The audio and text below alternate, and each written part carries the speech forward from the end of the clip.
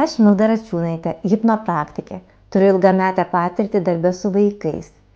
Tad kokie pagrindiniai skirtumai tarp vaikų ir suaugusių hipnoterapijos procesuose? Pirma, vaikai neturi klaidinančios nuomonės apie hipnozę.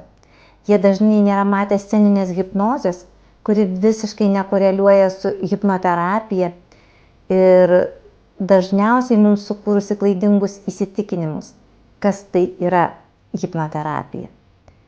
Antra, vaikų yra labai aktyvi vaizduotė, nes jie dažniausiai gyvena joje. Ir hipnoterapijos procesuose jiems lengva daiktus sumažinti, padidinti, įsikūnyti į juos, kas suaugusiam yra sunku pamatyti spalvas, vaizdus, o vaizduotė hipnoterapijos procesuose yra viena iš pagrindinių dalių, kuri padeda eiti į pokytį.